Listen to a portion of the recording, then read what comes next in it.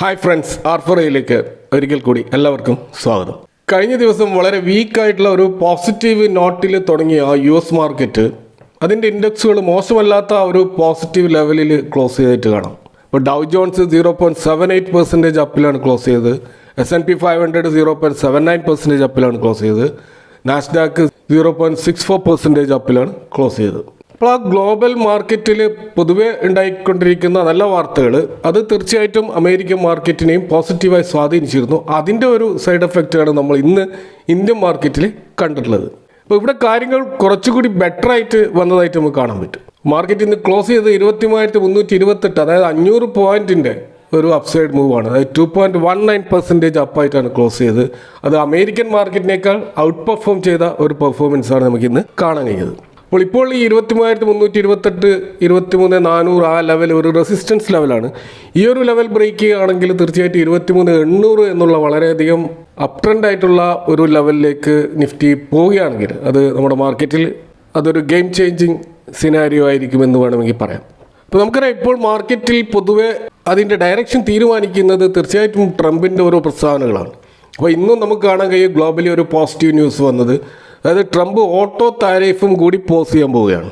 അപ്പോൾ ഈ reciprocal tariff വരുന്നതിന് മുമ്പേ ഇപ്പോൾ അമേരിക്കയിലേക്ക് ഇമ്പോർട്ട് ചെയ്യപ്പെടുന്ന എല്ലാ വെഹിക്കിളുകളും കൂടാതെ അതിൻ്റെ കമ്പോണൻസും അതിൻ്റെ പാർട്സുകളും ഒക്കെ നിർമ്മിക്കുന്ന കമ്പനികൾക്കൊക്കെ 25% താരിഫ് ഈ റെസിപ്രോക്കൽ താരിഫ് വരുന്നതിന് മുമ്പേ ഇംപ്ലിമെൻറ്റ് ചെയ്ത കാര്യമാണ്. അപ്പോൾ അവിടെയാണ് ഇപ്പോൾ ഒരു പോസ് വെക്കാൻ തീരുമാനിച്ചിട്ടുള്ളത്. ഇപ്പോൾ മെക്സിക്കോ, കാനഡ, ഇന്ത്യ അങ്ങനെ തുടങ്ങി പല രാജ്യങ്ങളിൽ നിന്ന്, ചൈനയടക്കം വരുന്ന രാജ്യങ്ങളിൽ നിന്ന് വരുന്ന ഇത്തരം കമ്പോണൻസും ഇപ്പോൾ ഇലക്ട്രിക് വെഹിക്കിളുകളും എല്ലാം അവരൊക്കെ 25% താരിഫാണ് ഉണ്ടായിരുന്നത്. അതാണ് ഇപ്പോൾ നിർത്താൻ പോകുന്നത്. അപ്പോൾ ഇവിടെ അത് നിർത്തുന്നതിന് ട്രംപ് പറഞ്ഞിട്ടുള്ള കാരണം എന്താണെന്ന് വെച്ച് കഴിഞ്ഞാൽ ഈ അമേരിക്കയിലെ കമ്പനികൾക്കൊക്കെ അമേരിക്കയിൽ പ്ലാന്റ് സെറ്റ് ചെയ്തുകൊണ്ട് നിർമ്മാണം ആരംഭിക്കാൻ കുറച്ച് സമയം ആവശ്യമുണ്ട്. അതുവരെ തൽക്കാലം ഈ താരിഫ് എടുത്തു കളയാണ് എന്നുള്ളതാണ്. അപ്പോൾ ട്രംപ് അതിന് എന്തൊക്കെ ന്യായീകരണം ചമച്ചാലും അവിടെ യഥാർത്ഥത്തിലുള്ള പ്രശ്നം അമേരിക്ക നേരിടാൻ പോകുന്ന റിസഷനെയും ഇൻഫ്ലേഷനെയും കുറിച്ചുള്ള ഭയമാണ് ഇത്തരത്തിലുള്ള തീരുമാനങ്ങൾ എടുക്കാൻ പ്രേരിപ്പിക്കുന്നതെന്ന് വ്യക്തമാണ്. അപ്പോൾ 90 ദിവസം കഴിഞ്ഞിട്ടുള്ള ഒരു റിവിഷൻ ഈ മേഖലയിൽ നടക്കുമ്പോൾ തീർച്ചയായിട്ടും ഇനിയും ഇത്തരത്തിലുള്ള കുറേ റിലാക്സേഷൻസ് വരാനുള്ള സാധ്യതയാണ് പൊതുവെ നമുക്ക് മാർക്കറ്റിൽ കാണാൻ കഴിയുക. അപ്പോൾ ഈ ഒരു വാർത്ത വന്നതോടുകൂടി ഇന്ന് ഓട്ടോ ഇൻഡെക്സിൽ 3.33% ഒരു റാലി നടന്നതായി കാണാം. ഓട്ടോ ഇൻഡെക്സ് കഴിഞ്ഞ കുറേ ദിവസങ്ങളിലായിട്ട് അണ്ടർ പെർഫോം ചെയ്യുന്ന ഒരു സെക്ടറായിരുന്നു. അപ്പോൾ ആ ഓട്ടോ ഇൻഡെക്സിലുള്ള 15 സ്റ്റോക്കുകളും ഇന്ന് പോസിറ്റീവിൽ ക്ലോസ് ചെയ്തിട്ട് കാണാം.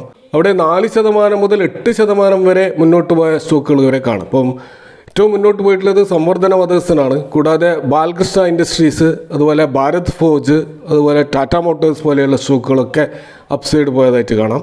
പ്രത്യേകിച്ച് US എക്സ്പോർട്ട് ധാരാളമായിട്ടുള്ള കമ്പനികളിലാണ് ഈ ഒരു അപ്സൈഡ് മൂവ് ശക്തമായിട്ട് വന്നിട്ടുള്ളത് നമുക്ക് കാണാൻ കഴിയും. ഇപ്പോൾ ഓട്ടോ കൂടാതെ മൊത്തത്തിലുള്ള മാർക്കറ്റ് സിനാരിയോ പോസിറ്റീവാണ്. അതിൻ്റെ ഭാഗമായിട്ട് നിഫ്റ്റി റിയാലിറ്റി, നിഫ്റ്റി മെറ്റൽ, അതുപോലെ നിഫ്റ്റി ഫൈനാൻഷ്യൽ സെഗ്മെൻറ്റ് അതെല്ലാം നല്ല റാലി നടന്നതായിട്ട് നമുക്ക് കാണാൻ പറ്റും. എങ്കിലും IT സെഗ്മെൻറ്റിലും ഫാർമ സെഗ്മെൻറ്റിലും ഓട്ടോ, റിയാലിറ്റി, മെറ്റൽ സെഗ്മെൻറ്റിൽ നടന്ന പോലെയുള്ള ഒരു റാലി നടന്നിട്ടില്ല. പക്ഷെ അവിടെ പോസിറ്റീവിറ്റിയാണ് ക്ലോസ് ചെയ്തിട്ടുള്ളത്. പക്ഷെ നമുക്കറിയാം, അമേരിക്കൻ എക്സ്പോർട്ട് രംഗത്തുള്ള പ്രധാനപ്പെട്ട 2 സെക്ടറായിട്ടുള്ള IT സെഗ്മെൻറ്റും ഫാർമ സെഗ്മെൻറ്റും, ഈ മേഖല തീർച്ചയായിട്ടും വളരെ പ്രധാനപ്പെട്ട ഇന്ത്യൻ എക്സ്പോർട്ട് മേഖലയാണ്. പക്ഷെ അവിടെ ഈ ഒരു മൊമെൻറ്റം നമ്മൾ കാണുന്നില്ല.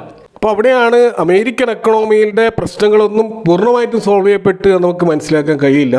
റിസഷൻ ഫിയർ ഇപ്പോഴും അവിടെ നിലനിൽക്കുന്നുണ്ട്. അതുകൊണ്ടാണ് IT സെഗ്മെൻറ്റിലുള്ള ഒരു കുതിപ്പ് നമ്മൾ കാണാൻ കഴിയാത്തത്. അപ്പോൾ നമുക്ക് നോക്കുകയാണെങ്കിൽ S&P 500 ആ ഒരു വിക്സ് അതിപ്പോൾ 1.9% മാത്രമാണ് താഴോട്ടേക്ക് വന്നിട്ടുള്ളത്. അതായത് ഇപ്പോഴും അമേരിക്കൻ്റെ ആ ഒരു വിക്സ് കാണിക്കുന്നത്, അതായത് വോളറ്റിലിറ്റി ഇൻഡെക്സ് കാണിക്കുന്നത് 30.27% ആണ്. അപ്പോൾ അതൊരു ഉയർന്ന ഒരു വോളറ്റിലിറ്റി ഇൻഡെക്സ് ആണ്. ഇപ്പോൾ 20ൽ താഴെ വരാതെ നമുക്ക് ഒരു കംഫർട്ട് ലെവലിൽ വോളറ്റിലിറ്റി എത്തി നമുക്ക് പറയാൻ കഴിയില്ല. ഇതുകൂടാതെ നമ്മൾ US ഡോളർ ഇൻഡെക്സ് പരിശോധിച്ചാൽ അതിപ്പോഴും 99.4ലാണ് നിൽക്കുന്നത്. തീർച്ചയായിട്ടും ഡോളറിൻ്റെ ആ ഒരു വീക്ക്നെസ് ഇപ്പോഴും തുടർന്നുകൊണ്ടേയിരിക്കുന്നത് എന്നാണ് നമുക്കിതിൽ നിന്ന് മനസ്സിലാക്കാൻ കഴിയുന്നത്. കൂടാതെ US-ന്റെ 10-year ട്രഷറി ബോണ്ടിൻ്റെ ബോണ്ട് ഈൽഡ് അത് 4.38 ആണ് ഇപ്പോഴും കാണിക്കുന്നത്. ഇന്നും അത് നേരിയ തോതിൽ കൂടിയതായിട്ടാണ് കാണുന്നത്. അപ്പോൾ അമേരിക്കയിൽ ഏറ്റവും അധികം പ്രശ്നം സൃഷ്ടിക്കുന്ന ഈ 2 ഇൻഡെക്സുകളും പോസിറ്റീവിലല്ല ഉള്ളത് എന്ന് നമ്മൾ ഇപ്പോഴും മനസ്സിലാക്കേണ്ടതുണ്ട്. അതുപോലെ ഇതിൻ്റെ ഒരു പ്രത്യാഘാതം എന്നാണ് നമുക്ക് കാണാൻ കഴിയും. ഇപ്പോഴും ഗോൾഡിൻ്റെ പ്രൈസ് മുന്നോട്ട് തന്നെ പോയിക്കൊണ്ടിരിക്കുകയാണ്. 0.5% അപ്സൈഡ് ആയിട്ട് നമുക്ക് ഇവിടെ കാണാൻ കഴിയും. ഇനി ഇന്ത്യയിലെ നമ്മുടെ ഒരു ഫൈനാൻഷ്യൽ സെഗ്മെൻറ്റിലുള്ള ഒരു ലീഡിങ് എക്സിക്യൂട്ടീവ് ആയിട്ടുള്ള എസ് നരൈൻ അദ്ദേഹം പറഞ്ഞ ചില കാര്യങ്ങൾ കൂടി പോകാം. നമുക്കറിയാം ഇദ്ദേഹത്തിൻ്റെ ഇതിനു മുമ്പുണ്ടായ ഒരു പ്രസ്താവന, പ്രത്യേകിച്ച് മിഡ് ക്യാപ് സ്മോൾ ക്യാപ് സെഗ്മെൻ്റൊക്കെ വളരെയധികം ഓവർ വാല്യൂഡ് ആയിരുന്നു. അവിടെ നിന്ന് ഇൻവെസ്റ്റേഴ്സ് എല്ലാം സെല്ല് ചെയ്തുകൊണ്ട് മ്യൂച്വൽ ഫണ്ടുകൾ സിപ്പൊക്കെ ഒഴിവാക്കണമെന്നൊക്കെ പറഞ്ഞ ഇദ്ദേഹം വലിയ വിവാദത്തിൽപ്പെട്ടുപോയിരുന്നു. ഇവിടെ അദ്ദേഹം പറയുന്നത്, അതായത് ലോകത്തിലെ ഏറ്റവും സേഫായിട്ടുള്ള ഇൻവെസ്റ്റ്മെൻ്റ് ആണ് എന്ന് പൊതുവെ കരുതപ്പെട്ടിരുന്ന US ട്രഷറി ബോണ്ടുകൾ അത് ഒഴിവാക്കിക്കൊണ്ട് ആളുകൾ ഗോൾഡിലേക്ക് പോകുന്നത് തികച്ചും ഉത്കണ്ഠ ഉണ്ടാക്കുന്ന ഒരു കാര്യമാണെന്നാണ്. അപ്പോൾ പൊതുവേ സ്റ്റോക്ക് മാർക്കറ്റ് ഇടിയുന്ന സമയത്ത് അല്ലെങ്കിൽ സ്റ്റോക്ക് മാർക്കറ്റിൽ ഒരു അനിശ്ചിതത്വം ഉണ്ടാകുന്ന സമയത്തൊക്കെ ആളുകൾ പൊതുവേ ഇൻവെസ്റ്റ്മെൻറ്റ് മാറ്റിക്കൊണ്ടിരുന്നത് US ഡോളറിലേക്കും US ബോണ്ടുകളിലേക്കുമായിരുന്നു. അപ്പോൾ ഇവിടെ അങ്ങനെയൊരു സംഭവം നടക്കുന്നില്ല, മറിച്ച് ഗോൾഡിലേക്കാണ് ആളുകൾ ഇൻവെസ്റ്റ് ചെയ്യുന്നത് എന്നാണ് അദ്ദേഹം പറയുന്നത്. അപ്പോൾ ആളുകൾ സേഫ് ഹെവനായിട്ട് ഗോൾഡിനെ കാണാനുള്ള കാരണമായിട്ട് അദ്ദേഹം പറയുന്നത് US മാർക്കറ്റിൽ ഓൾറെഡി ഫിസിക്കൽ ഡെഫിസിറ്റ് ഉണ്ട്, കൂടാതെ കറണ്ട് അക്കൗണ്ട് ഡെഫിസിറ്റും ഉണ്ട്. അപ്പോൾ അവിടെ തീർച്ചയായിട്ടും ഒരു എക്കണോമിക് ക്രൈസിസ് US ഓൾറെഡി നിലനിൽക്കുന്നുണ്ട് എന്നാണ് അദ്ദേഹം പറയുന്നത്. അതിൻ്റെ പ്രധാനപ്പെട്ട കാരണം റീഫിനാൻസിങ്ങിൻ്റെ സമയം അടുത്തിരിക്കുകയാണ്. അതായത് ഇപ്പോൾ നമ്മൾ കടം വാങ്ങിച്ചു കഴിഞ്ഞാൽ ആ കടം തിരിച്ചടച്ച് കൊണ്ട് വീണ്ടും പുതുക്കി പുതിയ കടങ്ങൾ എടുക്കുന്നതിൻ്റെ സമയം ഇനി ഒരു വർഷത്തിനുള്ളിൽ വ്യാപകമായിട്ട് അമേരിക്കയിൽ നടക്കാൻ പോവുകയാണ്. അപ്പോൾ ആ സമയത്താണ് ഈ ബോണ്ട് ഈൽഡ് ഇങ്ങനെ കൂടി വന്നിരിക്കുന്നത്. അപ്പോൾ അത് വലിയ ഇൻട്രസ്റ്റ് റേറ്റിൽ കടം വാങ്ങുവാൻ ആളുകളെ പ്രേരിപ്പിക്കും. അപ്പോൾ ഇത് തികച്ചും ഒരു പ്രശ്നം ഉണ്ടാക്കുന്ന ഒരു കാര്യമായിട്ട് US എക്കണോമിയിൽ വരും. അപ്പോൾ ഇവിടെ ജപ്പാനും ചൈനയുമൊക്കെ വ്യാപകമായിട്ട് ട്രഷറി ബോണ്ടുകൾ സെല്ല് ചെയ്യാൻ സാധ്യതയുണ്ട് എന്നതിൻ്റെ അടിസ്ഥാനത്തിൽ ബോണ്ടുകളിലുള്ള വിശ്വാസ്യത തകരുമെന്നും അതിൻ്റെ അടിസ്ഥാനത്തിൽ ഇനി ബോണ്ടുകളിലേക്ക് ആളുകൾ തിരിയില്ല എന്നുള്ള ഒരു സ്പെക്കുലേഷനാണ് ഇപ്പോൾ അമേരിക്കൻ മാർക്കറ്റിലുള്ളത്.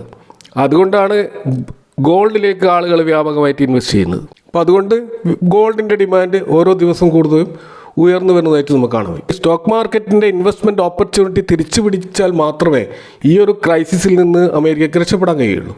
അപ്പോൾ ട്രംപിൻ്റെ തുടർച്ചയായ യു ടേണുകൾ സൂചിപ്പിക്കുന്നത് ഇവർ ഈ ക്രൈസിസ് തിരിച്ചറിഞ്ഞിട്ടുണ്ടെന്നും അതിൻ്റെ അടിസ്ഥാനത്തിൽ സ്റ്റോക്ക് മാർക്കറ്റിനെ സ്ട്രെങ്തൻ ചെയ്യാൻ വേണ്ടിയിട്ടുള്ള ശ്രമങ്ങളാണ് അവർ നടത്തുന്നത്. എന്നാൽ ഇന്ത്യൻ മാർക്കറ്റിലേക്ക് വന്നാൽ കാര്യങ്ങൾ കുറച്ചുകൂടി ബെറ്റർ ആണെന്നാണ് എസ് നരൈൻ പറയുന്നത്. കാരണം എക്കണോമി US ചൈനയെക്കാളും ബെറ്റർ ആയിട്ടുള്ള ഒരു ലെവലിലാണ് ഇന്ത്യൻ എക്കോണമി നിലവിലുള്ളത്. അപ്പോൾ അമേരിക്കൻ മാർക്കറ്റിൽ ഒരു റിസഷൻ വരുമോ ഇല്ലയോ എന്ന് നമുക്ക് ഉറപ്പിച്ച് പറയാൻ കഴിയില്ലെങ്കിലും ഒരു എക്കണോമിക് സ്ലോ ഡൗൺ എന്തായാലും നിർബന്ധമായിട്ട് അമേരിക്കയിൽ ഉണ്ടാവും എന്ന് അദ്ദേഹം ഉറപ്പിച്ച് പറയുന്നു. അപ്പോൾ അതിന് അദ്ദേഹം പറയുന്ന കാരണങ്ങൾ, മാർക്കറ്റ് തുടർച്ചയായിട്ട് താഴോട്ട് വന്നപ്പോൾ കഴിഞ്ഞ ഒരാഴ്ച അത്തരത്തിൽ US മാർക്കറ്റിൽ ഉണ്ടായിരുന്നു. എന്നിട്ട് പോലും ആളുകൾ US ഡോളറുകളിലേക്കോ അതല്ലെങ്കിൽ US ബോണ്ടുകളിലേക്കോ പോകാതെ ഗോൾഡ് പോലെയുള്ള സേഫ് ഹെവനിലേക്ക് പോയത് തീർച്ചയായിട്ടും ഇതിൻ്റെ ഒരു സൂചനയാണെന്നാണ് അദ്ദേഹം ഉറപ്പിച്ച് പറയുന്നത്. അപ്പോൾ അമേരിക്കയിൽ ഒരു റിസഷൻ വന്നു കഴിഞ്ഞാൽ അത് ഇന്ത്യൻ മാർക്കറ്റിനെ എത്രത്തോളം ബാധിക്കുമെന്ന് പറഞ്ഞാൽ ഇപ്പോൾ 2001 2008 അതുപോലെ കോവിഡ് 2020 അങ്ങനെ വേൾഡ് വൈഡ് എപ്പോഴൊക്കെ ക്രാഷ് ആകുന്നുണ്ട് അപ്പോഴൊക്കെ ഇന്ത്യൻ മാർക്കറ്റും ക്രാഷ് ആയിട്ടുണ്ട്. പക്ഷേ ഈ ഒരു സ്ലോ ഡൗണിനെ ഇന്ത്യൻ മാർക്കറ്റ് ഔട്ട് പെർഫോം ചെയ്യാൻ സാധ്യതയുണ്ട് എന്ന് തന്നെയാണ് അദ്ദേഹം പറയുന്നത്. അതിനൊരു കാരണമായിട്ട് പറയുന്നത് US താരിഫുമായി ബന്ധപ്പെട്ടിട്ടുള്ള ഈ ഒരു സിറ്റുവേഷനിൽ ആ അവസരം നല്ല രീതിയിൽ ഉപയോഗിക്കുകയാണെങ്കിൽ ഇന്ത്യയെ പോലുള്ള രാജ്യങ്ങൾക്ക് തീർച്ചയായിട്ടും മാർക്കറ്റ് ഔട്ട് പെർഫോം ചെയ്യാൻ സാധിക്കുമെന്നാണ് അദ്ദേഹം പറയുന്നത്. അപ്പോൾ ഈ ഒരു സാഹചര്യത്തിൽ പൊതുവേ നമ്മൾ ഇന്ത്യൻ ഇൻവെസ്റ്റേഴ്സ് കൂടുതൽ കോൺസെൻട്രേറ്റ് ചെയ്യേണ്ടത് ഒരിക്കലും എക്സ്പോർട്ടഡ് ഓറിയൻറ്റഡ് ആയിട്ടുള്ള സ്റ്റോക്കുകളിലായിരിക്കരുത്.